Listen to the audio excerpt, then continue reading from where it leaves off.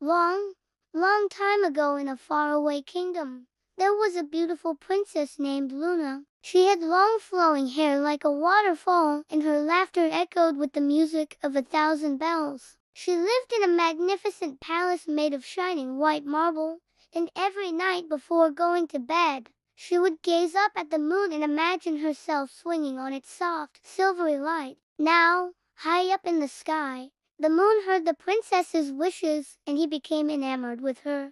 Every night he would peek through a window and watch her dance gracefully in the moonlight. He longed to meet her, to talk with her, and perhaps one day call her his own. Meanwhile, down on Earth, the sun god Helios was also captivated by the princess. He saw her playing in his golden light, her face glowing with happiness, and his heart ached with desire to possess her radiant beauty. Each morning he would rise earlier, and each evening he would set later just to have a few more moments of stolen time with her. Now, the moon and the sun were siblings, but they weren't exactly close. In fact, they couldn't even see each other because their shifts were opposite. The sun ruled the daytime, keeping the world awake and filled with light, and the moon presided over the night, watching over the sleeping earth with his gentle glow. They only ever got to see each other at dawn and dusk when the world was asleep and no one was looking.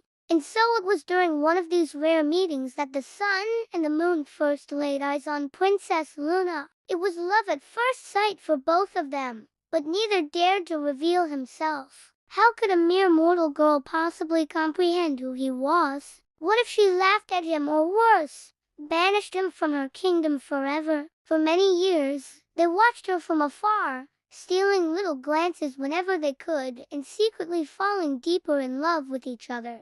But eventually, the sun decided that he couldn't bear to live in secret anymore. He wanted to be with the princess, to shower her with affection and devotion, so he devised a plan. The next day, he woke up extra early, catching the first rays of dawn as he climbed out of bed. He quickly changed into the finest clothes he had, put on his most charming smile, and walked right into the palace garden where he knew the princess liked to take her morning jog. Now, Luna was indeed there, and she stopped running when she saw the handsome stranger standing in the middle of her favorite rose bushes. The sun took a deep breath and introduced himself. "Greetings, Princess Luna," he said. "I am the sun god Apollo, and I have come from the heavens above to ask for your hand in marriage." Luna was stunned. A god wanted to marry her, but then she noticed something odd about him. His skin was slightly tanned, almost golden in the morning light, and his hair seemed to shimmer with an inner fire. Could it be? Was this powerful god actually the sun himself? She composed herself and replied politely, "Thank you for your kind words, oh, sun god Apollo, but I already have someone I love, and I'm afraid my heart is not free to give."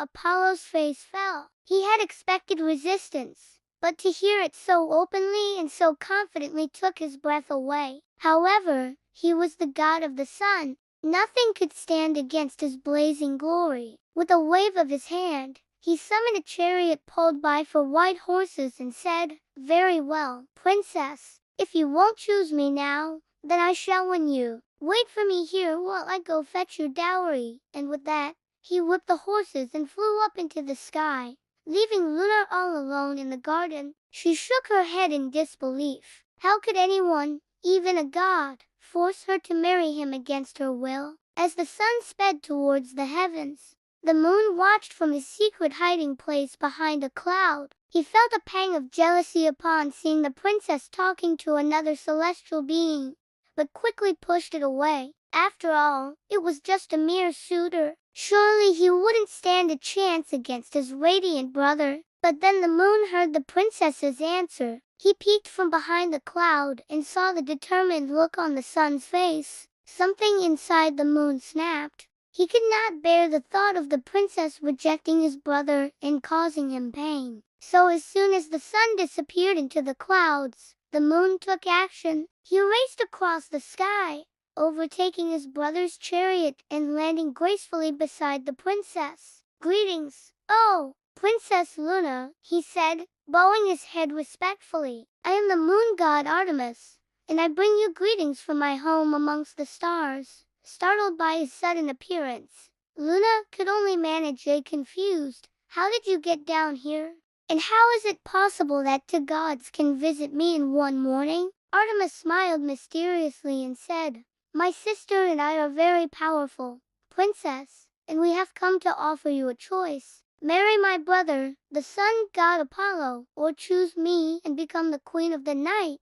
Overwhelmed by the two gods' sudden proposals, Luna stumbled back, trying to process what she had just heard. This was a decision of a lifetime. To marry the sun meant endless days filled with warmth and light, to be wreathed in golden rays and showered with adoring glances from her beloved. But at the same time, it meant surrendering her nights, giving up her peaceful hours under the stars and saying goodbye to her beloved moon. On the other hand, choosing the moon meant embracing the shadows, living a life veiled in mystery and intrigue. Yet it also meant preserving her independence, retaining her freedom and keeping the sun's fiery passion at a safe distance. As tears welled up in her eyes, Luna realized that she could not bear to part with either of the celestial siblings, not the passionate sun nor the enigmatic moon. She loved them both dearly and in different ways. Seeing her distress, the moon and the sun exchanged glances, understanding dawning on their faces. Perhaps they had been too hasty in their demands. "Oh, Princess Luna," the sun said softly, "we meant no disrespect by forcing you to choose. We only wished to be with you, to love you and cherish you." "That is true," added the moon,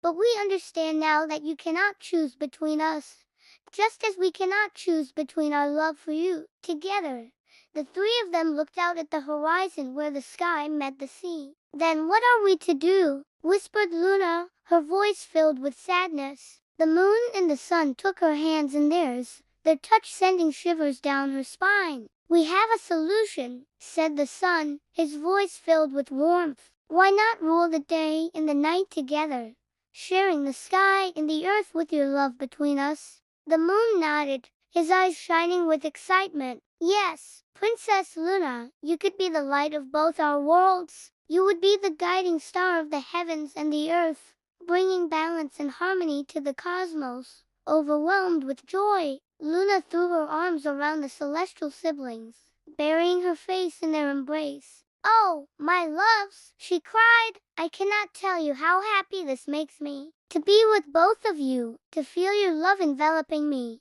It is the greatest gift I could ever receive." From that day forward, the sun and the moon shared their realms with Luna. They would rule together, making laws and keeping order throughout the universe. When the sun went down, the moon would rise, and when the moon faded, the sun would return, each taking his turn to watch over the world. But they would always know that the other was waiting in the wings, ready to take over when his time came. And so the legend of the sun, the moon and the stars became a tale whispered among mortals, reminding them that even gods can love mortals, that love can conquer all, and that sometimes the greatest happiness comes from the most unexpected places.